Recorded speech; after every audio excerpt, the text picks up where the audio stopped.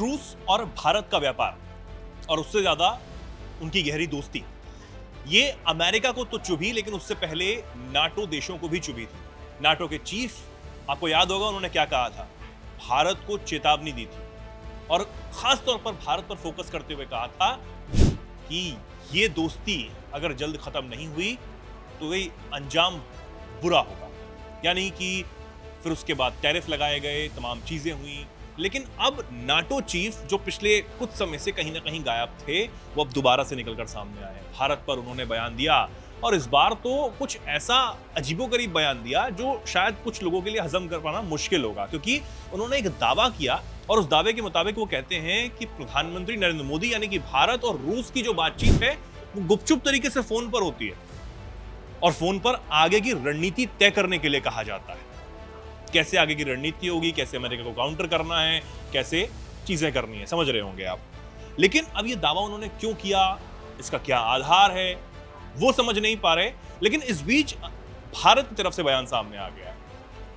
विदेश मंत्रालय के प्रवक्ता है रणधीर जायसवाल, प्रेस कॉन्फ्रेंस वो करते हैं और इसका भरपूर तरीके से जवाब देते हैं। क्या उनकी तरफ से कहा गया है समझेंगे। मेरे साथ सोनम मौजूद है। सोनम, ये जो पहली बात तो ये बयान दिया गया है, दावा किया गया, इसका कोई बेस भी था या फिर ऐसी हवाई बातें?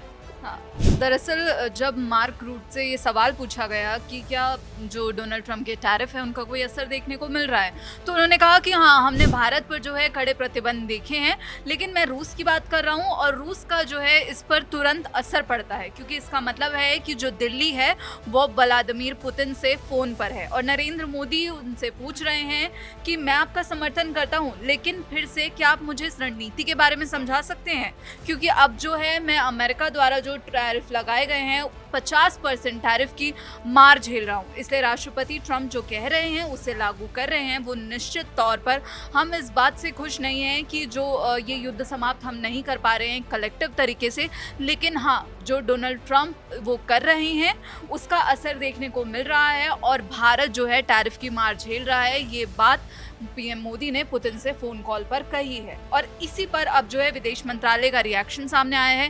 पहला बयान है विदेश मंत्रालय के प्रवक्ता रणधीर जायसवाल। उन्होंने कहा कि ये टिप्पणी पूरी तरह से तथ्यात्मक रूप से गलत है और पूरी तरह से निराधार है, यानी कि फैक्चुअली इनकरेक्ट है और एंटायरली बेसलेस है। उन्होंने कहा कि हम इस टिप्पणी की कड़ी आलोचना करते हैं और साफ तौर पर कहते हैं कि प्रधानमंत्री मोदी ने पुतिन से किसी भी समय इस तरह बात नहीं की गई जैसा कि नाटो की तरफ से कहा गया है। उन्होंने कहा कि हम जो है इतने बड़े जो संगठन है उसके नेता से ज़्यादा जिम्मेदारी की उम्मीद करते हैं। ये जो अटकलबाजी की जा रही है ये दरअसल लापरवाही भरी टिप्पणियां हैं। उन्होंने आगे कहा कि एक अहम संस्था है नाटो और उसके नेतृत्व से उम्मीद की जाती है कि वो जिम्मेदारी और साथ ही जो फैक्चुअल चीज़ें हैं उनके साथ बयान दे। और भारत ने भी चेतावनी दी है कि अगर गलत बयानी या कयासों पर आधारित बातें की जाती हैं तो ये पूरी तरह से अनएक्सेप्टेबल हैं, अस्वीकार्य हैं। फिलहाल विदेश मंत्रालय ने ट्रंप प्रशासन की जो नई टैरिफ नीति है उस पर भी बयान दिया। ये नाटो पर जो उन्होंने बयान दिया है इससे ये साफ हो गया है, भारत जो लगातार ट्रंप के टैरिफ पर भी यही बोल रहा था कि भारत किसी भी हालात में झुकेगा नहीं, भारत हर क्षेत्र में भारत के हितों की रक्षा करेगा।